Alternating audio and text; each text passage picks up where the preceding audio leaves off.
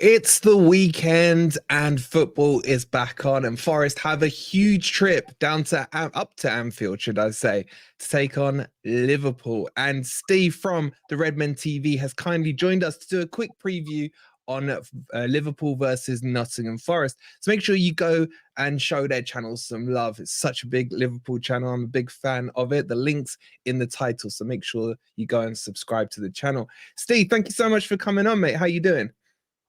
I am very well, pal. We've just come off the back of a Thursday game, so Fridays can often be a little bit hectic. We reviewing one game and we're straight on to the next one. That's what this Europa League campaign's doing to us. So yeah, I had hair, Wolfie, when we started the season. So if it's all gone, all that's a lie. I've never had hair, but it feels like Liverpool, the wheel keeps spinning, mate, doesn't it? It always does. Mate, I was 21 when we joined the Premier League, and now it's all going grey, mate. So I hear your plies, but yeah, I'd love some midweek games. Hopefully, maybe Forest can get them at the end of the season. But I want to kind of kick off and just have a quick assessment of where Liverpool are this season. What's been the perspective of your positioning, especially compared to the season you had last year? How are you guys feeling now about Liverpool's situation? Yeah, the key point you made there was comparing to last season. It's chalk and cheese. It's night and day. This time last season, we knew Liverpool were in, I say big trouble. It's all relative, isn't it? It's big trouble for Liverpool, but it wasn't good. This season's much better. You can tell us straight away the team are playing well. Everything's going well. So the mood is generally good. Liverpool in a good position in the league. Could be higher. We've had a couple of VAR decisions and all that. Like everyone goes on, will go against us, but I think the general mood is positive. I think that's fair to say. Do you think, for me, when I looked at it at the start of last season, I felt that you were very light in midfield. In fact, I felt it was almost an aging midfield coming there. And I don't think it was addressed last season. I think that played out on the pitch. I don't know how you feel about that, if you'd agree with it or not, but I think the signings you've brought in this season, Gravenberch and so I can never say his name. How do you pronounce his name? How do you Scousers say it? Szoboszlai. Very good, very good. I think he's been a revelation. But have they been kind of key changes with McAllister as well coming in that has steadied the ship? Or do you think it's been just generally the play has been better? No, it's definitely the signings. Liverpool had no legs in midfield last season. Simple as that, really. Fabinho, Henderson, Milner, Keita, Chamberlain, injuries, just lack of energy a little bit as well. There's no goal threat in there. So Jurgen's aiming going into the summer was to rebuild the midfield. I don't think he wanted to lose Fabinho and Henderson, but obviously offers came in from Saudi and he took them. But they spent that money really well. You mentioned Szoboszlai's been our best player. Gravenberch has just got himself in the team and he's having a really good time with it as well recently. Curtis Jones has played well. McAllister's up and down, to be honest with you. He's being played as a number 6 out of position and it's been up and down. But yeah, that in itself, mate, is the main reason why Liverpool are better is the midfield. We're less easy to counter-attack, so our defence aren't under as much pressure. We let too many goals in last season. We're scoring goals, we're creating stuff. So yeah, it's all about that midfield. Do you feel you're still missing a number 6? I know you brought in the guy from the Bundesliga, but as you say, I agree with you. I don't think McAllister is an out-and-out 6. And I don't think it matters too much when you're playing teams that you're expected to beat. But do you worry that that lack of a number 6 is going to cause you problems against, the big boys? Yeah, it already has, to be honest with you. So yeah, McAllister's been okay there in certain times, but he isn't a natural in that position.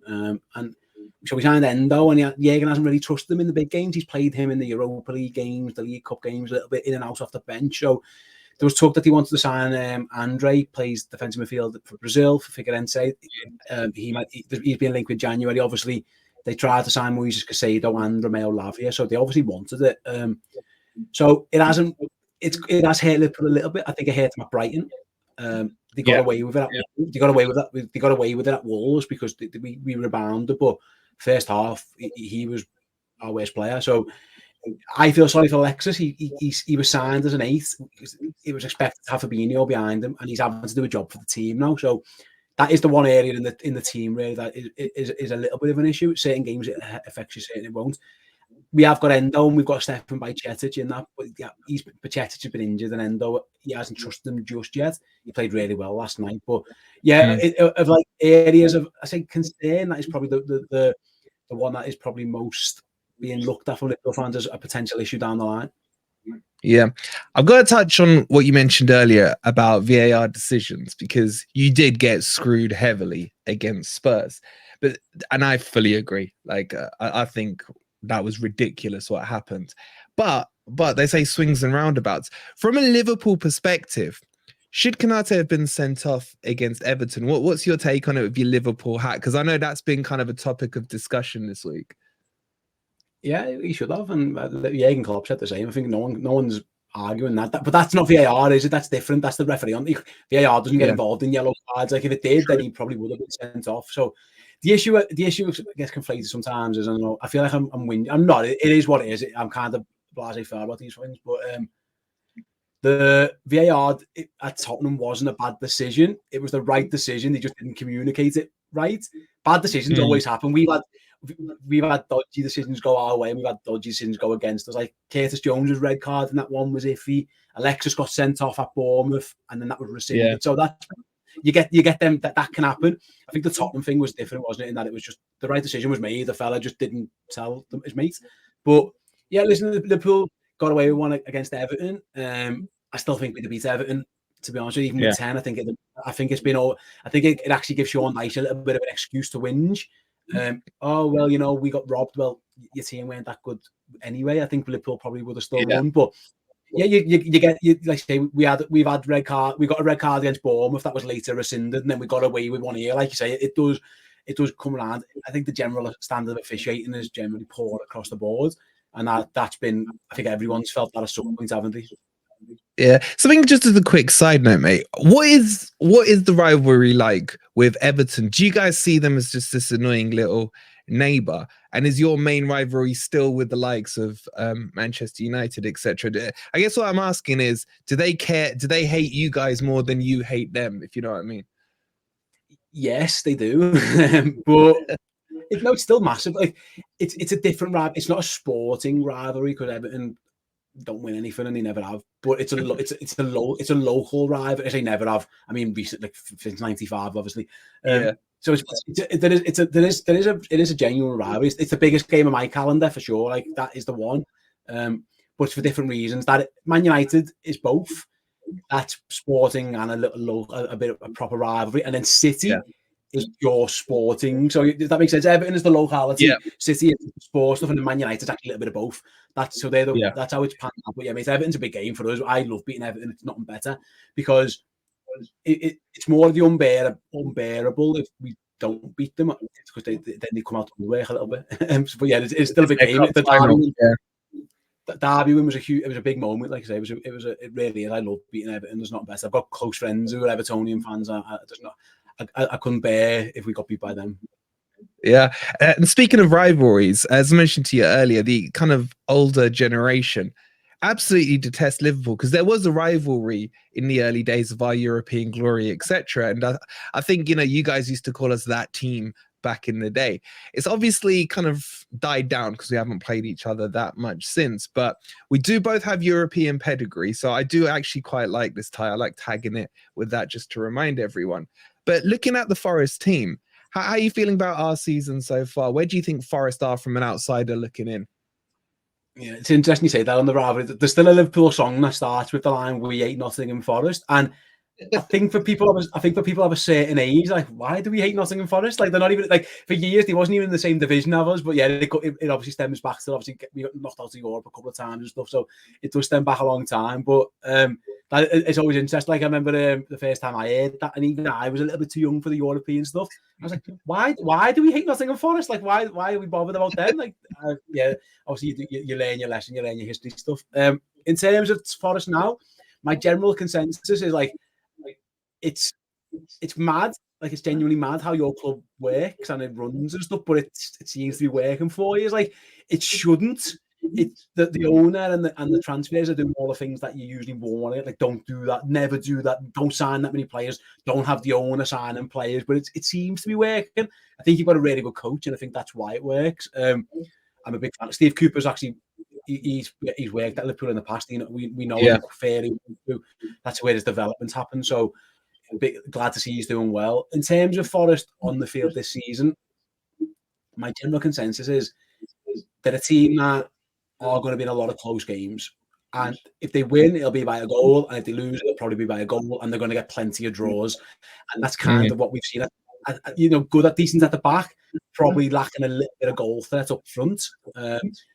And they're a tough team to play against. I think no one's left the game against Forest going, "Oh, that was easy." We just strolled through that. That doesn't tend to happen. Whereas this time last year, it was. You were getting battered. That seems to have changed. Yeah, absolutely. And when you look at the Forest team, if you had to pick out one or two players that you'd be worried about, who kind of catches your eye in the Forest team? I know we've got a lot of your ex-players as well, which come on to in a minute, but who kind of catches your eye in the Forest team currently? Divock Origi caught my eye in that team picture when he looked like he'd had a good yeah, he looked like he'd had a good summer, did Divock, but I know he's injured. I like Gibbs White. I think he's a good player. I do. I think he's probably the best attacking player at the moment. Obviously, Brennan Johnson not being there anymore. Taiwo obviously has caused Liverpool problems in the past. We know of him quite well, but again, we'll see how he is for this game. He's caused Liverpool a lot of problems. Actually, his physicality. He's one of the few strikers in the world who can go toe to toe with Virgil van Dijk in a physical battle and not be overawed by it. So he's definitely one again. From a Liverpool point of view, it'll do us a favour if he isn't fit. So they're the two that stand out to me in an attacking sense. Defensively, I've always liked Willy Bowley, and I've been surprised like that again. I'd liked him at Wolves, and I've liked him at Forest. I know he's been a bit up and down for you guys, but I've always thought he was a good player. He's just I think injuries have often derailed him a little, but I think he's a very good player as well. And I know we were speaking earlier. You said he's had a good season, so but I do believe like. I don't wish ill on Forest or like trying to get your players out of there, but I'd be shocked if Gibbs White doesn't move on at some point to like a European playing club. And now I could see Taiwo Wanya doing that because he looks like the profile of striker who a lot of teams would want to have. So they're probably the two. Yeah, it's they are probably our only current attacking threat with all our injuries, and obviously Chris Wood will probably come in for this game. But looking at the game, I mean, it was interesting last year. We kind of split the points. We each won at home. Are you expecting a comfortable win this weekend, or could you foresee an upset at all? How are you feeling about this one looking ahead? To be honest, the answer is no to both. I do think Liverpool will win, but I think the way comfortable, I don't think that. Liverpool play Thursday. Or Forest have had a week. I do think that matters. Like I do think that's a thing. Liverpool's game planning for Forest will have started today, really. So I do think that counts. Steve Cooper's had a week, and like you say, both games last year were close. Liverpool are different now. I think Forest won the physical battle, definitely at the City Ground. Liverpool were a bit light on players as well, and they got the physicality. We couldn't handle it. I backed them this time. They're a more physical team. We mentioned Gravenberch and Szoboszlai, Konate back at the back with Virgil. We feel physically like it would be hard to win that battle against us, which Forest definitely did. But we saw against Everton, and again they had 10 men. But like if teams defend well, it isn't always easy. You know, Liverpool have struggled at times. In the end, though, what makes me confident, Wolf, is that we've got 5 world-class attackers, and whichever 3 of the 5 are on the pitch tend to deliver. And if they don't, there's 2 more waiting in the wing. So even if it's 0-0 after 70 minutes, Jürgen could turn around and say, Jota, Gakpo, get on. And all of a sudden, Willy Bowley's been ran round by Nunez for 45 minutes to an hour, and then he's got to deal with a fresh Jota. That's where a lot of my confidence comes from. When the 5 of them are fit and firing, they're all playing well. They're all getting goals and assists. That's quite tough for anybody to deal with. You're going to get like through 90 minutes to keep all 5 of them quiet. No one's done it yet. No one's been able. Not one team has been able to do it. So that's where my confidence comes. So I think defensively we can concede silly goals at times, and we can be got at. But the firepower, eventually, it happened against Everton. It was 70 minutes, and then someone makes a mistake and they bang it in because Diaz does one good thing. That's where I get my confidence from, is that you can always rely on those, plus Gravenberch and Szoboszlai to eventually wear a team down. It's hard to park a bus against Liverpool for 90 minutes. You're going to have to play really, really well. Shit, man, you just completely deflated any hopes I had. No, listen, mate. Listen, it took us 75 minutes and a penalty to get past 10 men Everton. Like, true. If you defend well, you've definitely got a chance. You know, it takes a while. It just, like I say, they usually find a way, and it's often Mo Salah who finds it. But there's so many of them.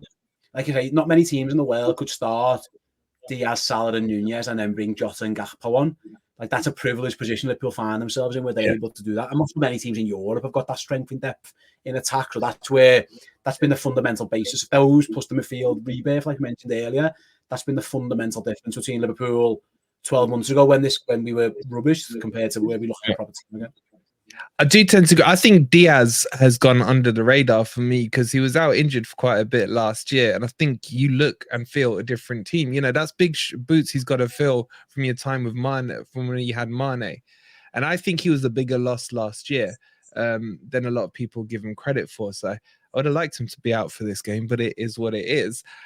Mate, give us your prediction then. You think it's going to be a close one? What if you had to put a fiver on it? What way are you swinging score-wise on this one? Yeah, I think that's similar to the derby. Actually, I think 2-0, but I wouldn't be shocked if it's, I know you said earlier, an early goal will deflate Forest, but my sense is we might not get that. I think Liverpool don't start particularly well often. They did in Europe the other day, but I think like it might be 0-0 after an hour. But like I mentioned before, that power of Liverpool's bench around the hour mark, you know, I think in the end will tell. So I predicted 2-0 to the Reds. Well, our Reds anyway.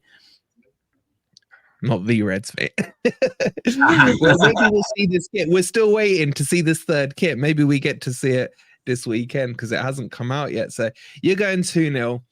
I don't think you're far off, mate. Usually I'm quite delusional in my Forest predictions, but just watching Liverpool this season, I just hope you don't kick into top gear this weekend. Leave it another week. I still think you will have enough to take us out, but I don't want to finish on a depressing note. So I will say you probably thought the same thing when you came to the City Ground last year, though. So who knows? Football does bring some crazy results. So we'll have to wait and see. Sunday, 2 p.m. at Anfield. I can't wait for it. Steve, it's been an absolute pleasure having you on, bro. Guys, please make sure you go and subscribe to the channel. The link's in the title. And we will see you later on for our next live stream. Come on, you Reds. The Forest Red.